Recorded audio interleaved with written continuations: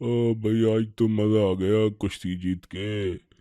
मैं तो दुनिया का सबसे बड़ा पहलवान हूँ। मेरे से बड़ा कौन कुश्ती जीत सकता है। ऐसे ही मार खाने आ जाते हैं ये सब। आज तो सही इसको मैंने रख के लगाया और नीचे गिराया। आज तक कोई मुझे हरा नहीं सका। ऐसी ताकत है मेरे अंदर। मेरी बॉडी इतनी ताकतवर। ये देखो कोई है कोई मुकाबला करने वाला मेरे साथ। चलो जी आज ज़रा मार्केट जाके कुछ खाते पीते हैं, भूख लग गई है कुश्ती के बाद मुझे ज़रा। चलो भाई, इस पूरे बाजार में इस शहर में शहजाद पहलवान यानी मेरे से ज़्यादा कोई ताकतवर पहलवान नहीं है। कोई भी आ जाए मेरे साथ मुकाबला करने के लिए उसको गिरा दूंगा मैं नीचे। चलो भाई क्या खाएं, चलो। हाँ भाई वो दुकान नज़र आ रही है, उधर चलते हैं।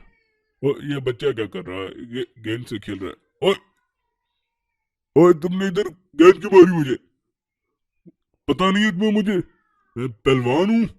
मुझे तुम्हारी हिम्मत कैसे हुई गेंद मारने की? छोड़ूंगा नहीं तुम्हें, मैं अभी सीधा करता हूँ मैं। ठहर जाओ जरा। ओए ये तो बड़ा फुर्तीला बच्चा निकल गया मेरे हाथ से। छोड़ूंगा नहीं इसको मैं, इसकी ऐसी की तैसी। किसका बच्चा है ये? कहाँ से इधर आ गया ये? मेरे हाथ लग जाए किसी तरह इसको नहीं छोड़ूंगा मैं। बच्चे को सबक सिखा दूंगा कि इसकी हिम्मत कैसे हुई कि शहजाद पहलवान के साथ इसने मस्ती की। बॉल फेंकी मेरी तरफ, मुझे बॉल मारी है शहजाद पहलवान को। इस बच्चे को नहीं छोड़ूंगा मैं, बस मिल जाए मुझे। अस्सलामु अलैकुम वरहमतुल्लाहि वबरकातुहू। शहजाद पहलवान भाई। वालेकुम सलाम। तुम कौन हो अब? हैं? शहजाद पहलवान भाई, मेरा नाम अहसन है। मैं आपको बताना चाहता था कि आप माशाल्लाह बड़े पहलवान हैं, आपको सब जानते हैं पहचानते हैं। बच्चा है, उससे गलती हो गई है, माफ़ कर दें, जाने दें उसको। क्यों जाने दो उसको मैं भाई? क्यों? उसकी हिम्मत कैसे हुई मुझे उसने बॉल मारी? शहजाद भाई, असल में बात यह है कि अल्लाह ताला माफ़ करने वालों को पसंद करता है, और फिर तो वो तो बच्चा है, आपके मुकाबले का भी नहीं, कमज़ोर है। आपको तो अल्लाह ताला ने माशाल्लाह इतनी ताकत दी है, तो ये छोटी सी बात है, जाने दें इसको, माफ़ कर दें। नहीं जाने दूंगा मैं इसको। लगता है तुम्हारा ही बच्चा था वो, इसीलिए तुम इस तरह की बातें कर रहे हो, उसको बचाने की कोशिश कर रहे हो। तुम्हारा ही बच्चा था ना? अभी बता, अभी तुम्हें भी मजा खाता हूँ मैं। नहीं नहीं शहजाद भाई, ऐसी बात नहीं है, मेरा बच्चा नहीं था। मैं तो बस यहाँ पर अल्लाह की बात आपको बता रहा था, दीन की बात बता रहा था कि हमें माफ़ कर देना चाहिए। अगर उसने कोई गलती कर भी दी तो कोई बात नहीं, आपका कोई नुकसान तो नहीं हुआ, छोटी सी गलती है, तो जाने दें आप इसको। अच्छा तो अब तो मुझे यकीन हो गया कि तुम ही उसके बाप हो। ठहर जाओ ना जरा, अभी तुम्हें मजा चखाता हूँ। अभी तुम्हें मैं गिराता हूँ। अब मजा आया ना तुम्हें? अब पकड़ लो सब। ओए ये एहसन भाई को इसने मारी शहजाद पहलवान ने। ओ आजो सारे, एहसन भाई को मारा इन्होंने। ये पकड़ लो शहजाद पहलवान को, मारो शहजाद पहलवान को, पकड़ लो इसको। ये एहसन एहसन भाई को मार। ओए ओए तुम सब कहाँ से आ गए हो? ओए ओए तुम लोग कहाँ से आ गए हो? ए, ठहर जाओ भाई, सब लोग ठहर जाओ, ठहर जाओ। अरे भाई, अभी तो मैं यही बात तो शहजाद पहलवान को समझा रहा था कि हमें माफ़ कर देना चाहिए। अगर उसने मुझे मारा तो कोई बात नहीं, तुम लोग उसको ना मारो, मैं उसको माफ़ करता हूँ, कोई बात नहीं। ए, हमें अल्लाह ताला के लिए माफ़ कर देना चाहिए, क्योंकि असल पहलवान तो वही होता है जो कि गुस्से पे काबू पा सके। गुस्से में आने की बजाय हमें माफ़ कर देना चाहिए। मगर तो एहसन भाई मुझे मैं पहलवान हूँ और इन सब लोग आ गए थे ये डंडों से मुझे मारने, तो आपने मुझे क्यों बचाया इनसे?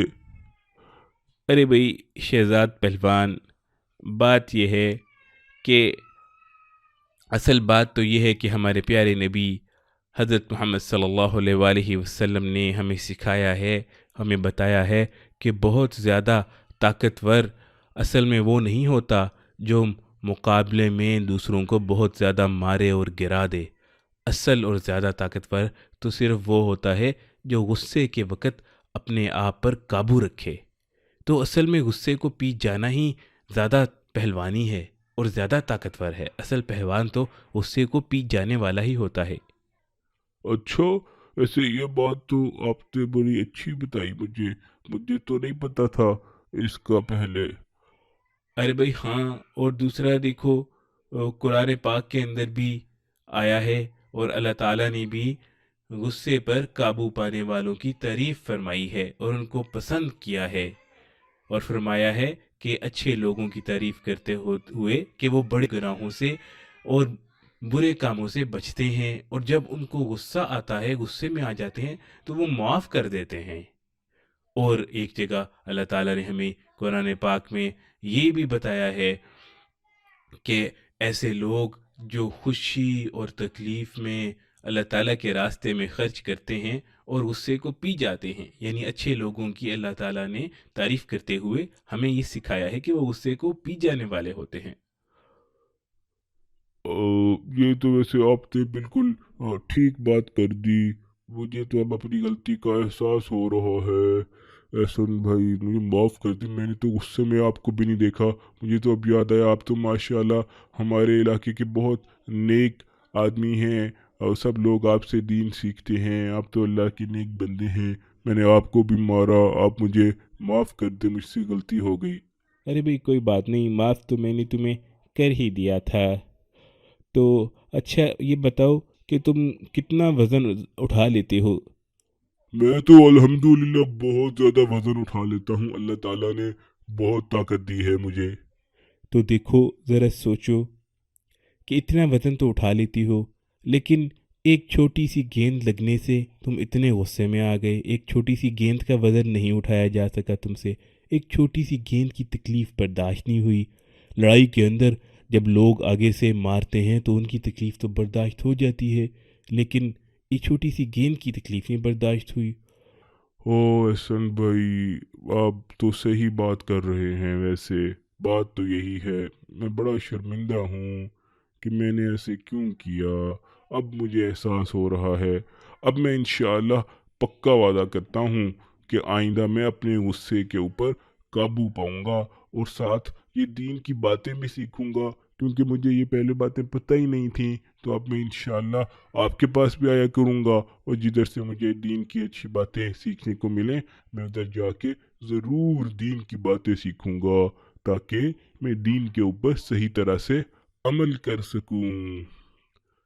بہت اچھے بھائی شہزاد پہلوان، اللہ تعالیٰ تمہیں ثابت قدمی عطا فرمائے اور تمہیں کامیابی عطا فرمائے، اور دین سیکھنے اور سمجھنے اور اس پر عمل کرنے کی توفیق عطا فرمائے، آمین۔ السلام علیکم ورحمۃ اللہ وبرکاتہ۔ پیارے بچوں، امید ہے آپ کو آج کی کہانی بہت پسند آئی ہوگی۔ آج کی کہانی میں ہمیں یہ سبق ملتا ہے کہ اللہ تعالیٰ نے اگر ہمیں طاقت دی ہے تو ہمیں اس کا اچھا استعمال کرنا چاہیے، اور اگر کبھی غصہ آ جائے تو غصے کو پی جانا چاہیے۔ اصل طاقت اور اصل پہلوانی غصے کو پینا ہے، اور کمزور کے اوپر کبھی غصہ نہیں اتارنا چاہیے، اس کے اوپر کبھی ظلم نہیں کرنا چاہیے، اور ساتھ ساتھ اپنے دین کا علم سیکھنا چاہیے، دین کی باتیں سیکھنی چاہیے اور ان پہ عمل کرنا چاہیے۔ اب ہم چلتے ہیں اپنے نیکسٹ سیگمنٹ کی طرف، جس کے اندر ہم آپ کو بتائیں گے کہ آج رحمت والے باغ میں کن کن بچوں کے نام آئے ہیں۔ تو سب سے پہلے چھوٹے بچوں میں ہمارے پاس اس بار پھر پہلے نمبر پر آئے ہیں محمد داؤد۔ محمد داؤد کا ماشاءاللہ نمازیں بالکل پوری جا رہی ہیں، دعاؤں میں تھوڑی بہت کوتاہی ہوتی ہے، انشاءاللہ اس کے اندر بھی اللہ تعالیٰ آپ کو ثابت قدمی عطا فرمائے، امپروو کرنے کی توفیق عطا فرمائے۔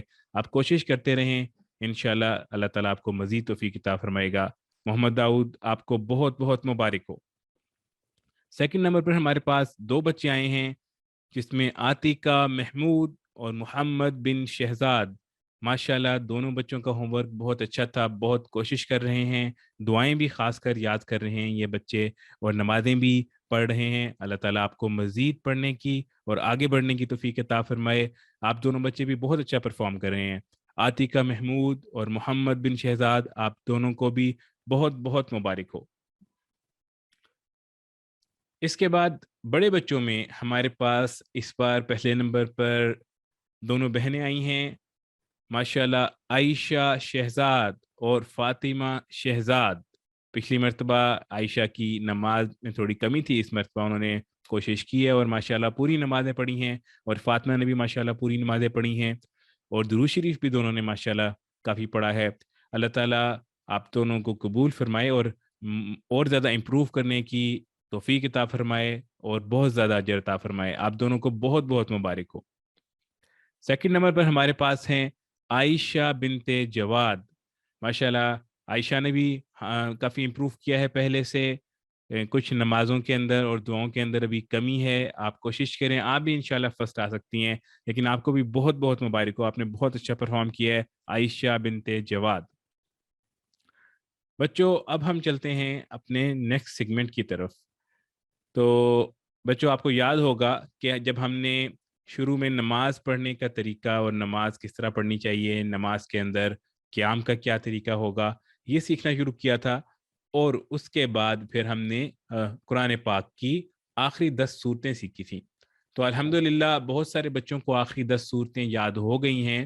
آپ لوگوں نے اس کی پریکٹس بھی کرتے رہنے تاکہ آپ کو یہ بھولے نہیں، اور اس کی تجوید کو بہتر سے بہتر کرنے کی کوشش کرتے رہنا ہے۔ تو آج ہم آپ کو بتائیں گے، ایک بات جلدی سے ہم ریوائز کریں گے کہ ہم نے نماز جب شروع کرنی ہے تو کس طرح کرنی ہے، نماز میں کھڑے کس طرح ہونا ہے، اور قیام کو ہم ایک بار ریوائز کریں گے جو ہم نے آپ کو پہلے بتایا تھا۔ تو بچوں آپ کو یہ تصویر نظر آ رہی ہوگی، اس کے اندر جب لڑکوں کے بارے میں پہلے ہم آپ کو بتائیں گے، جب آپ نے نماز شروع کرنی ہے تو اس سے پہلے آپ نے صاف ستھرے کپڑے پہن کے وضو کر کے جائے نماز بچھا کے قبلے کی طرف کھڑے ہو جانا ہے، اور آپ نے بالکل سیدھا کھڑے ہونا ہے، جھکنا نہیں ہے آگے کی طرف، گردن نہیں جھکانی جس طرح آپ اس تصویر میں دیکھ رہے ہیں۔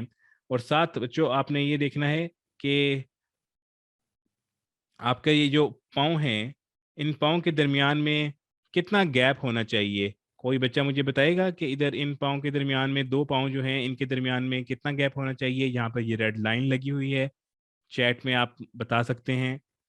کسی بچے کو اگر یاد ہو کہ ان دونوں پاؤں کے درمیان میں کتنا گیپ ہونا چاہیے ہمارے پاس؟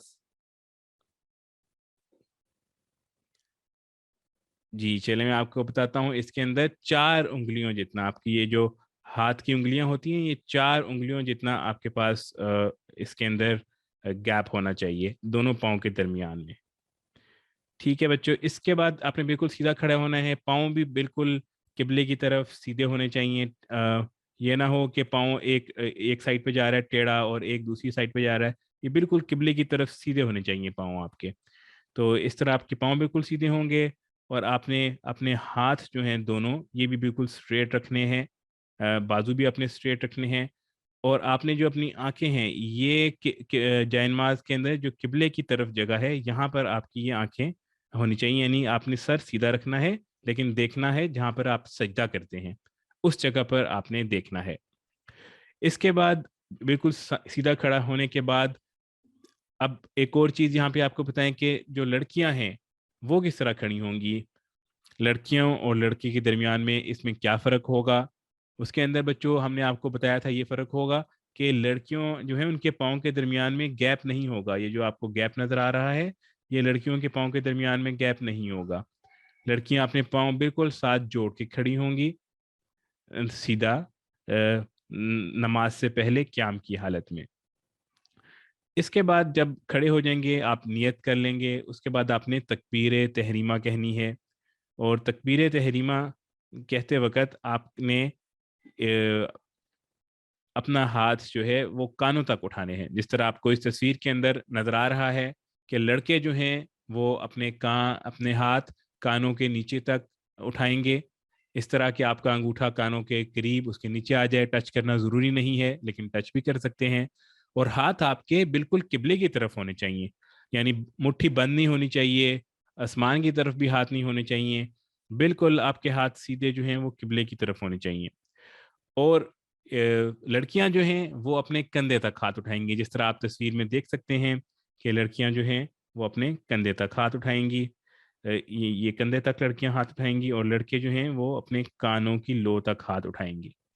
اس کان کے نیچے تک ہاتھ اٹھانے کے بعد آپ نے اللہ اکبر کہنا ہے، اور اللہ اکبر کہتے ہوئے اس کے بعد آپ نے آگے چلنا ہے اور اپنے ہاتھ باندھ لینے ہیں۔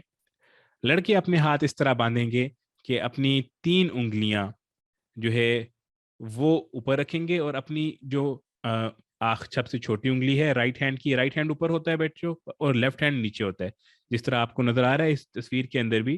اور رائٹ ہینڈ کی جو 3 انگلیاں ہیں، ان 3 انگلیوں کو آپ نے اپنے لیفٹ بازو کے اوپر رکھنا ہے، اور جو 2 انگلی یعنی انگوٹھا اور جو سب سے چھوٹے والی انگلی ہے اس سے آپ نے اپنی کلائی کو پکڑ لینا ہے۔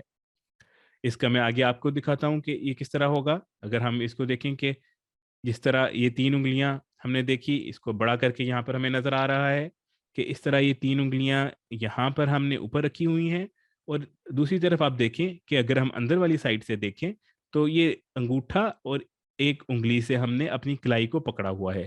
یہ اندر والا ہمارا لیفٹ ہینڈ ہے، جس کے اوپر بھی میں نے دائرہ بنایا ہے، پنک سا اور یہ گرین سا دائرہ بنایا ہے۔ اس کے اندر ہمارا انگوٹھا ہے، یہ ہمارا انگوٹھا ہے، اور ساتھ ہماری یہ چھوٹی انگلی ہے۔ تو اس طرح اندر سے ہم نے اس کو پکڑا ہوگا، اور 3 انگلیاں ہماری اس کے اوپر ہوں گی۔ یہ ہو گیا لڑکوں کا پکڑنے کا طریقہ۔ اس کے بعد لڑکیاں جو ہیں وہ اپنی چادر کے اندر سے ہی اپنی چھاتی کے اوپر، اپنی چیسٹ کے اوپر اپنا ہاتھ رکھیں گی، اور وہ اپنے جو سارا ہاتھ ہے وہ اسی طرح رکھیں گی جس طرح ایک دوسرے کے اوپر رکھتے ہیں، پکڑیں گی نہیں، بس اپنے ہاتھ کے اوپر، ایک ہاتھ کے اوپر دوسرا ہاتھ رکھیں گی، اور چادر کے اندر سے ہی لڑکیاں اس کو رکھیں گی۔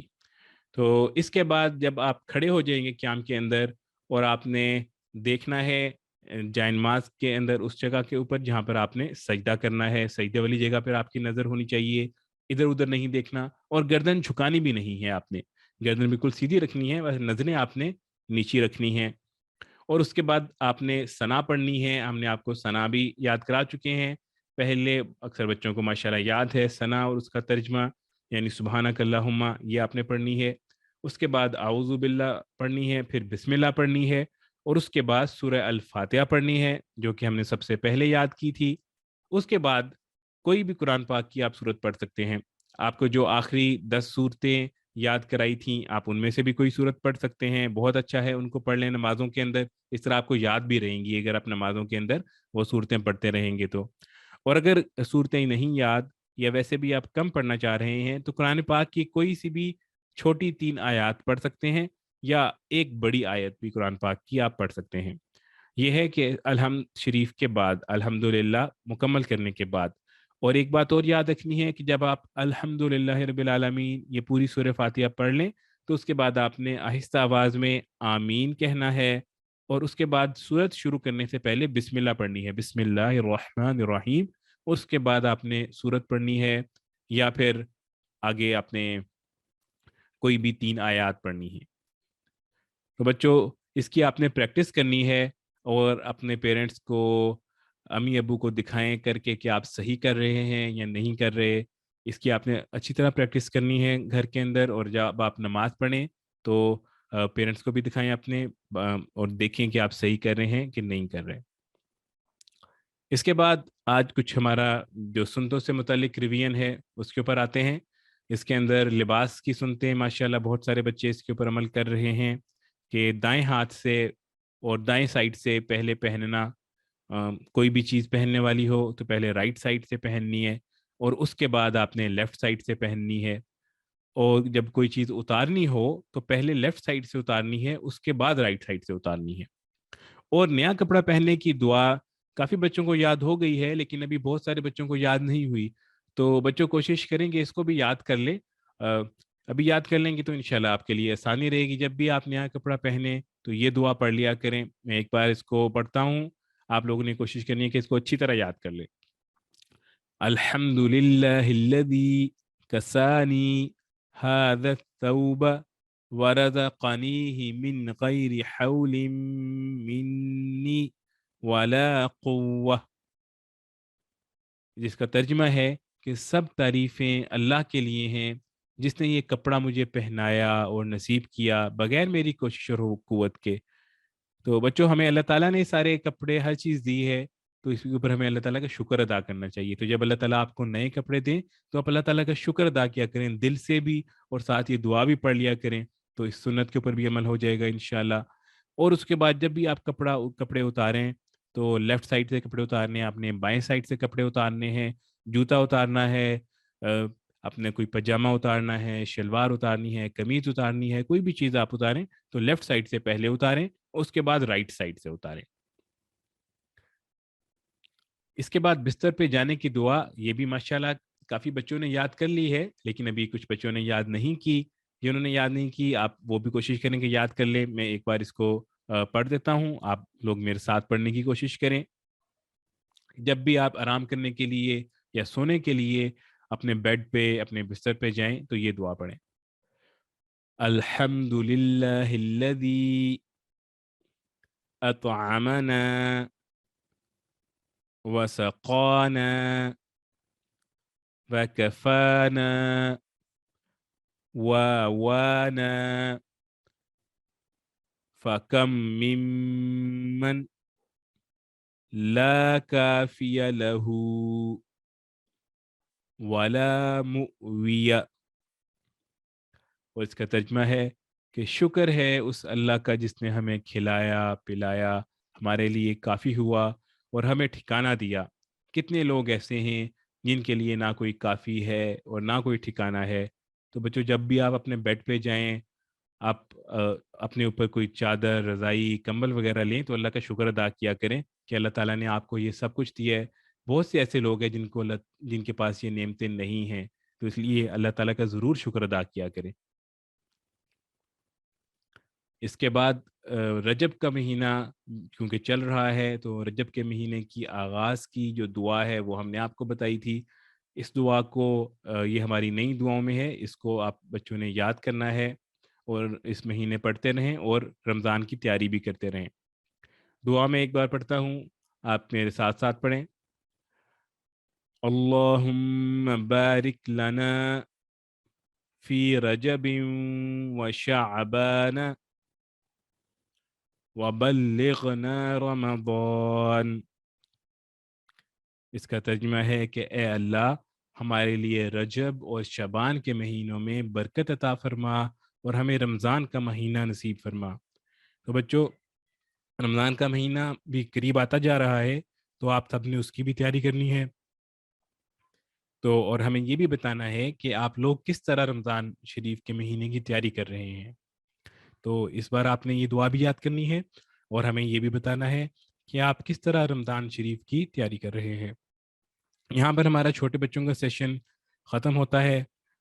اس کے بعد ہماری ایک اور سٹوری بھی ہوگی جو کہ تھوڑی دیر بعد ہوگی, تو آپ سب ہمارے ساتھ رہیے. ابھی میں ریکویسٹ کرتا ہوں عامر جواد بھائی سے کہ وہ آئیں اور نیکسٹ سیشن شروع کریں. السلام علیکم ورحمۃ اللہ وبرکاتہ.